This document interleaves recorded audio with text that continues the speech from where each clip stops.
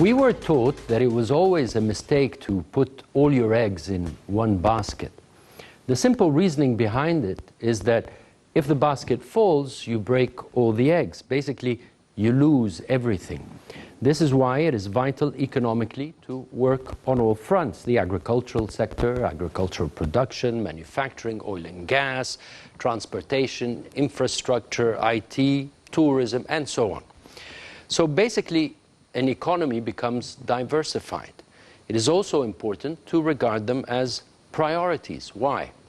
Even if their weighted average contribution is unevenly distributed, meaning one contributes more than the other in GDP outcome, time has taught us that nothing should be taken for granted. Recent history testifies to that. That's why the capital market should be regarded with equal importance, because it is part of the economy and can be a major contributor for growth. Lately, there are efforts to consider adding more attention to this sector, and this is highly needed, as this can be considered the testing grounds for long-term international investments. Good evening. You're watching The Business Insider here on Nile TV International, and I'm Ayman Salah. Our weekly program tackles events affecting economies and business, and we aim to bring you the inside story.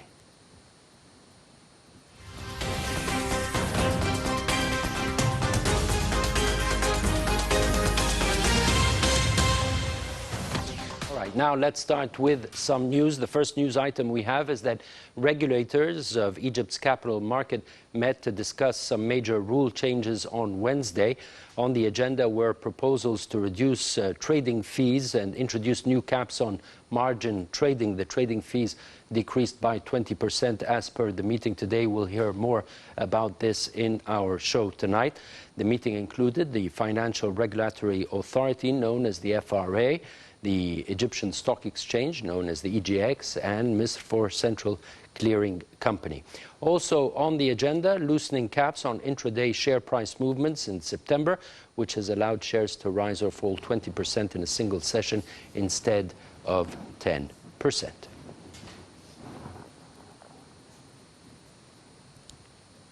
All right, the second news item we have for you today: joint initiatives between the Oil Ministry and the Italian energy firm Eni on carbon capture, utilization and storage, known as CCUs, are set to be announced at the COP27 Global Climate Summit in Sharm el-Sheikh next year, according to a ministry statement. Carbon capture plans were discussed between the ministry and the company on the sidelines of the ADIPEC oil conference in Abu Dhabi this week. According to the statement, the project could be the first carbon capture initiative in Egypt. Carbon capture could be a big theme for energy-producing countries at COP27. According to Minister Tariq El-Mullah, this could be the most important action or activity that everybody should work on diligently, and is very important to the oil and gas industry, as well as for combating climate change. He said that Egypt would be launching several climate-related initiatives at COP27, and that hosting the summit offers a chance to press for funding and investment to help countries achieve net zero ambitions.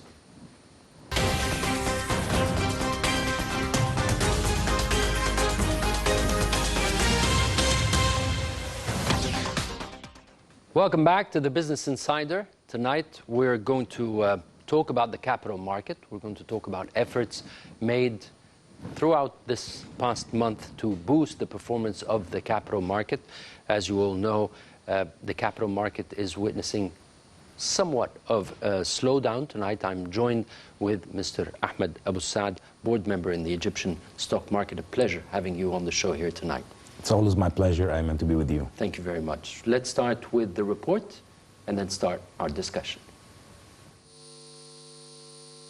Egypt was one of the few emerging market countries that experienced a positive growth as a result of swift and prudent policy response, with its economy showing resilience in the face of the pandemic. Like most emerging markets, COVID-19 has been an enormous shock for the Egyptian economy. The fallout was immediately felt through a sudden stop in tourism, which at the onset of the crisis accounted to around 12% of GDP. 10% of employment, and 4% of GDP in foreign currency earnings. Precautionary measures to contain the spread of the virus, including partial lockdowns and restrictions on capacity in public spaces, resulted in a temporary decline in domestic activity, while the government's budget was stretched. Nonetheless, the country was one of the few emerging markets that experienced a positive growth rate in 2020, thanks to its relatively diverse economy. Egypt entered the crisis with sizable buffers thanks to reforms implemented since 2016 to restore macroeconomic imbalances. Those included floating the exchange rate to eliminate currency overvaluation, fiscal consolidation to reduce public debt, energy subsidy reform to address a key fiscal risk and create a space for social spending, and structural reforms to strengthen the business climate, attract investment and increase employment opportunities, in particular among the youth and women. As a result, the government was able to quickly respond with a comprehensive support package while preserving economic stability. Fiscal support, including relief to businesses and workers in the hardest hit sectors, such as tourism and manufacturing, the postponement of tax payments, and the expansion of cash transfer programs to poor households and irregular workers. The Central Bank of Egypt also reduced policy interest rates by 400 basis points during 2020, with the overnight deposit rate from 12.25% to 8.25% to help support economic activity and alleviate pressure in domestic financial markets. It also introduced several initiatives to reduce pressure on borrowers and ensure liquidity for the most impacted sectors, including increased access to credit at preferential interest rates and a 6-month debit moratorium in existing credit. These exceptional financial sector measures were important to ensure smooth credit flow in the economy in the wake of the crisis. Going forward, continuing to preserve economic stability and reduce public debt will be important, according to the IMF. With the immediate impact of the crisis subsiding, it will also be essential to focus on structural reforms to encourage private sector-led growth, such as policies in increased revenue for financing critical public goods, including health, education, and social safety nets, enhanced governance and transparency, and further develop financial markets. The challenging market conditions require a more vigorous listing activity, with new IPOs to boost the market and attract investors in the capital market that can serve as a contributor to economic growth and further diversify the economy. This, along with unleashing the country's enormous growth potential.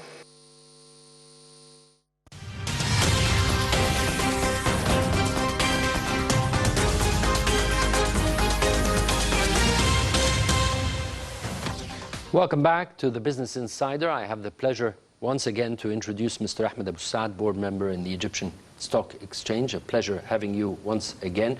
We're going to talk about the efforts made to boost the capital market and counter the effect of one of the items is the capital gains tax that we talked about last time. There were talks to boost the market's performance lately, but first let's start with what took place today. Today, on Wednesday, there was a meeting that took place between the Financial Regulatory Authority, the Egyptian Stock Exchange, and the depository company. What were the outcomes of the meeting? Well, thank you again, Ayman, for having me. And let me start by thanking you and the team for preparing such very fruitful and useful report. Thank you very much. It's very much in depth, and it shows how resilient the Egyptian economy showed during the COVID. But sadly, we are sitting here now to discuss that the capital market is not benefiting from this. On the other hand, it's facing and struggling along the last 3 months. So hopefully this should come to an end very soon.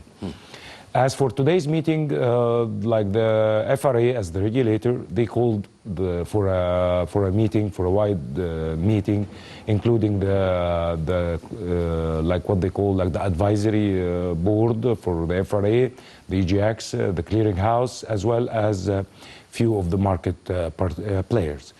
Actually, the outcome of the meeting was mainly about how to regulate the margin.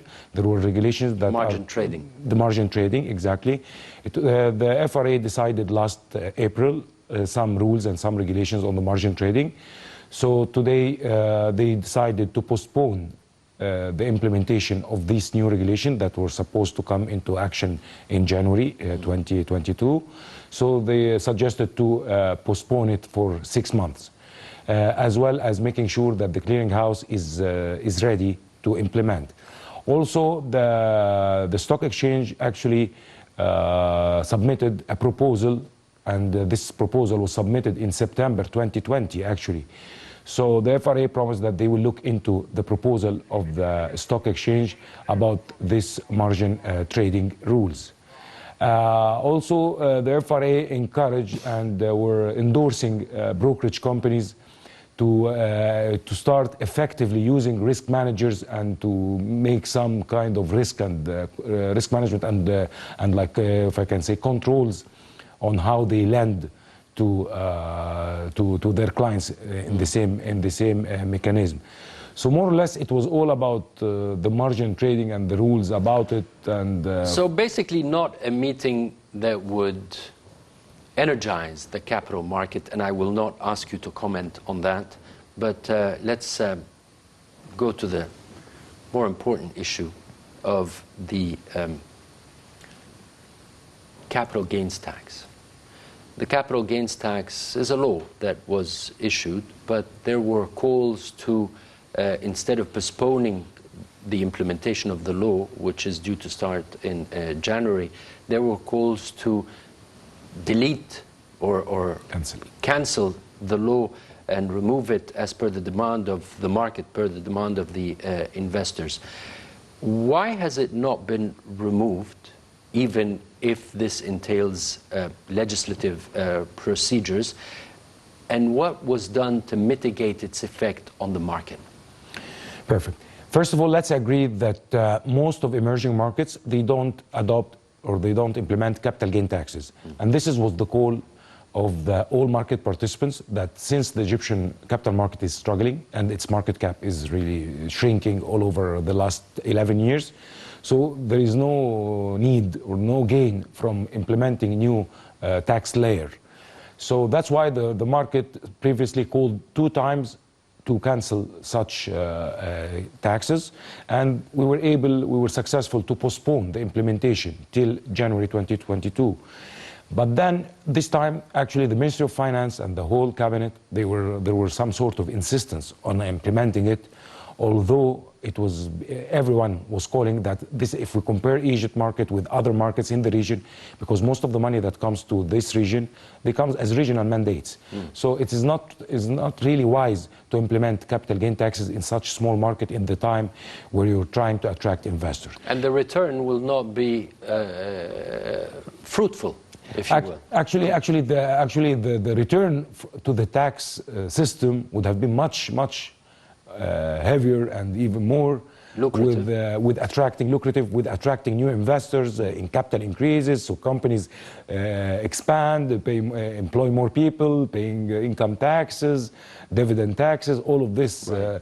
So actually, but again, this is not our call, not the market call. So the market call was to remove the capital gain taxes all over. So, but the cabinet insisted, or the Minister of Finance insisted on implementing it. And in order for a law to be removed, it has either to be a proposal from the government to the parliament, or the parliament calls for to remove it. So actually, we're not successful in doing both. So now, okay, we're not comparing implementing with not implementing. We're comparing, now we have the law, it's coming into action. So we as associations, as professional associations in the market, we submitted, like, this is our problem in implementation. If you are going to implement it, please serve these needs. So actually, the Ministry of Finance, and I have to give the credit, they said, okay, we are implementing it, but we are ready to discuss every single point you are raising. So let me say, like, almost 95% of the points raised, there was a team with the Minister of Finance that worked hard for a few weeks to come up with an outcome or with a solution to this, and they reached a solution. Many of them were satisfactory. Only few of them were not satisfactory. So let's start by the very first thing. Everybody was frustrated to have a tax file, and they have to deal with the tax authority, because as we know, like the bureaucracy and like the time and you need to go to the tax authority. So the first the first thing was solved was that no investor will have a tax file. No investor will have to deal with the tax authority. Everything will be centralized, calculated, asked, requested, and paid through the clearinghouse. So this was the first solution. The second solution was that in the old way of implementing, there were no transaction costs taken into account. Only the brokerage commission that were taken into account. But as you know, the transaction cost, there are many other components other than the transaction cost. So they accepted to include all the transaction costs, including the EGX fees, the clearinghouse fees, the bookkeeper, the FRA fees, all of these fees, and also the investor protection. So they will be included, they will be discounted from your profits, if I can say so. There was a very important milestone to achieve, which is the cost of funding. Like, for example, many of the people work in the market with margin trading, okay? So they borrow the money in order to invest in the market. Some other people, they don't use margin, but they take loan from a bank, for example, against their deposits or against their CDs to invest in the market. Even if I use my own money and I'm not borrowing it, so I could have easily put it in the bank and gain the bank deposit rate. So regardless of whatever the source of your money, the cost of fund will be also included, which is benchmarked against the lending corridor of the Central Bank of Egypt. So nowadays, the lending corridor stands at 9.25%. So if I can say that your portfolio is worth 1 million at the beginning of the year, then you will only be charged for capital gain taxes if your realized, not the unrealized, if your realized capital gains exceeded 92,000, plus the additional cost, which will, if we can say buying and selling, will cost around 1%. So you will not pay any taxes except if your realized capital gains from your overall portfolio exceeds 100,000, if your portfolio is for 1 million, if I can say so. And here when I say that the benchmark, or like this is the opportunity cost you have, is calculated on your overall portfolio. But you might have some realized gains in the portfolio from some positions, while the rest of your portfolio is on hold. So if your capital gain doesn't exceed the 100,000 pounds threshold, then you will not pay any taxes. This was a great achievement, if I can say so, and a great understanding from the Ministry of Finance. Another thing which is related to the dividend tax for the multi-layer legal structure. This will not benefit the investor, but will benefit the listed companies. You know, there is a company that is owned by a company, and this owned by another company, till you reach to the listed company. And there were like 5%, 10% capital gain taxes for the non-listed company, and 5% dividend taxes for the listed to the investors. So now in this new law changes, so the dividend that comes from a subsidiary to a mother company will be set aside when the mother company is calculating its income tax. And the same if the mother company has a mother company, so this dividend will be set aside. So you'll not double tax. Exactly. So this will benefit to a great extent the conglomerates or the holdings big, or the holding companies. Okay, so this is a great achievement as well. There was a very important topic as well, which is the IPO. And how are you going to deal with the taxation in this file? Because as you know, like maybe I established the company 20 years ago, 25 years ago, and now I'm floating part of my stake. So how much are you going to charge me? So if I, for example, established the company for £1 million 20 years ago, and now the company I'm selling it for 500 million, are you going to charge me the difference between the 500 and the 1 million? So it's going to be a big turn-off for investors to list their companies. What was done in that regard? Well, they calculated that if you valued or you floated the company at 500 million, I will consider that your cost is 50% of this floating price. So your cost will be 250 million. And I will calculate for you also the cost of finance or the cost of funding for this amount of money during the period of the company. So actually this is also if I can say, a good step, not a very satisfactory, if I have to say. We asked to waive this so that we encourage people, but what we reach is 50%, at least in the first 2 years. It will come down to 25%. I think we could have reached better than this, but this is what we arrived at. Also, there are companies that do the IPO through capital increase, but due to the longevity of the procedures to do the capital increase procedures, so normally the founder of the company, they sell shares to the market, and then he uses the proceeds of this sale to inject it back in the company in the capital increase, because the investor, I want to pay now and take my stocks now.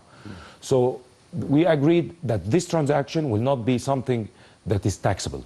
So this is a very good achievement, because actually this will be one of the stoppage for any IPO, because most of the companies, they do this procedure. There was another achievement about the equity swaps. We found like a company swapping its equity with another company. This previously was treated as a taxable transaction, but here there is no cash in the middle. Shares. So, exactly, shares versus shares. So we agreed that the equity swaps will not be taxable as well. But if you started to sell the equity that you swapped, then I'll go back to and calculate from the very beginning. From the very beginning? Yes, of course, not from the value, because the swap value or the equity swap value, we might like reach to have like something. We'll try to make it as high as possible so that we don't pay tax.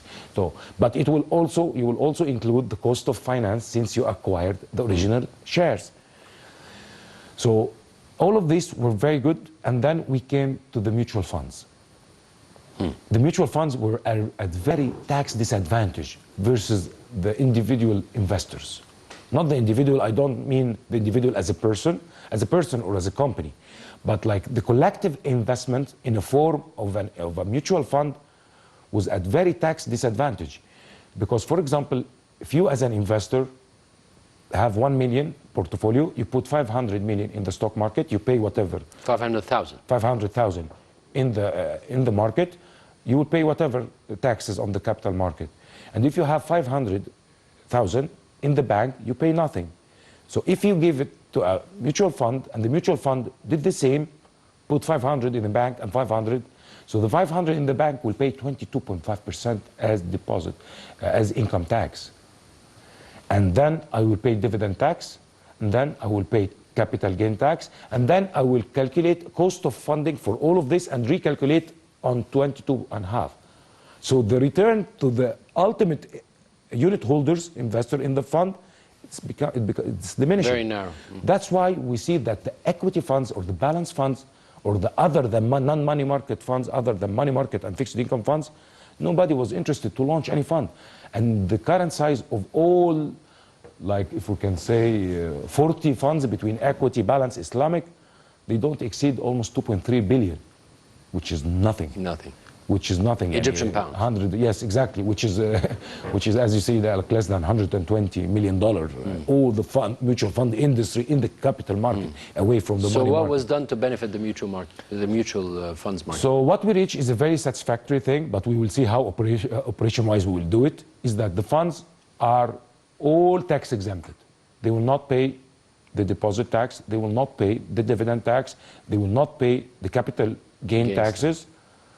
So the mutual fund itself will not be taxable, but the unit holders, when they redeem the units, be taxed on their profits. They will pay tax 5% if you are an individual on the profit, and 15% if you are a corporate.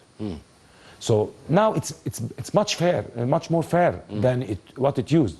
So now everybody will hold his own taxes. Anything else? This was there is another important aspect, which is the venture capital, which is the future of this country. Instead of seeing all venture capitals going outside Egypt and listing in Nasdaq and listing like in Dubai. the company we saw that, Exactly. that was out. Exactly. Right. So also this company, you know, like this. Now this company also opened in Latin America. Yeah, they are a new expanding. market. Yeah. They expanded in Latin America. We have many examples, and we have a lot That was a big coming show. in the Right. pipeline. So also, these guys, like, they had a very big advantage is that they will not pay any taxes except when they sell their shares. Because so if you go into a SPAC or you sold your share and you got equity in a new entity, then you will not be taxable at all, and you will only pay taxes if you sold your shares. Okay, and if you are in a form of a joint of a venture capital structure according to the capital market, to the Egyptian capital market law, then if you are a person, you will pay 5%. If you are a company, corporate, you will pay 15%, exactly like the mutual fund. This was music to the ears of the guys of the venture capital, by the way. Of course. So in total, we were against the capital gain taxes. In reality, after this implementation, it will not be as damaging as it used to be. And this is a fair... As it used to be. As it used to be. One of the main assets, or one of the main strength points in a capital market, and this you see in different capital markets around the world, is deregulation. Do you see this as moving towards deregulation, or because simplifying procedures is a major attraction for investors, do you see this as an incentive for investors to come and invest in our capital market? Well, that's a very good point. Actually, capital markets need to be deregulated. They need to be deregulated to a great extent, and yet with good surveillance. Right. So being deregulated doesn't mean that you don't keep control, or you keep eye on the wrongdoers. So definitely, markets all over the world, they already were directed toward deregulation for ages now. But actually in Egypt, we're still extremely overregulated, if I can say so. We're overregulated in every aspect, in every move we make. And that's one of the reasons that really keeps the market from, if I can say, like, capturing all the economic improvement that's happening in the country. That's why the capital market is not expanding. That's why we don't see a lot of companies coming to list. That's why we're not attracting a lot of investors, because of the over-regulations in the market. Why would you say this is the case? Is it because the capital market is not on the priority list, or it is on the priority list, but there isn't enough information, realization of its importance? Right? We can go through all the synonyms. I think it's inherited. It's in the DNA. It's in the DNA of most of our laws, by the way, not only the capital market law. You know, like, I have to keep an eye on, I have to, everything has to have an approval, everything has to be done in this way. And you put like a very detailed executive regulation that you cannot go like this. But markets, as you know, they change fast. They change much faster than regulation. So you better keep a very wide spectrum. So, and you let people like move within this range, okay? Because and an eye on the competition. Definitely. But because regionally, you have competition. Severe competition. We have people sitting from sister countries sitting here. We have teams sitting here to pick potential startups, potential fintech. There are people, they're sitting with us everywhere, because the market is rich with ideas, is rich with But it's not people. utilized within. They are utilized within in operating, because we have the demographics, we have the market. But to be domiciled in Egypt, this is something else. What would the capital market add to our economy? Well, again, the capital market is the simplest way if you want foreign investors. You want foreign money or you don't want foreign money?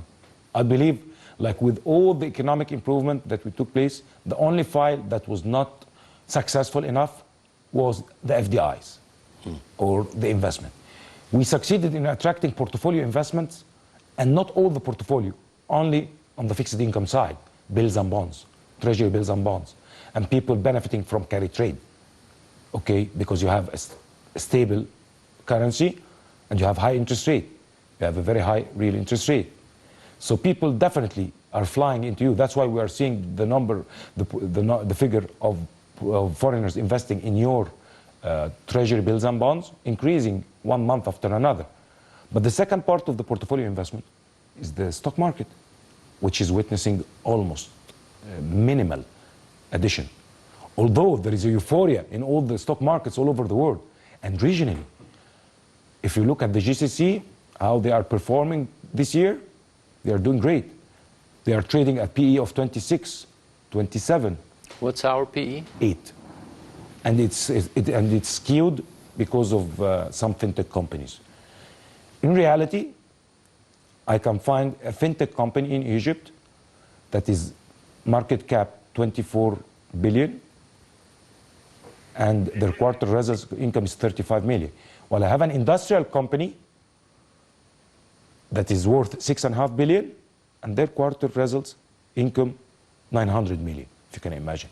So we have companies trading at PE of 2 and 3. We have very limited time. Yeah. Priority list. What needs to be done first at this stage? Well, again, it's not one thing.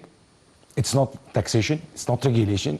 It's not. It has to be everything together.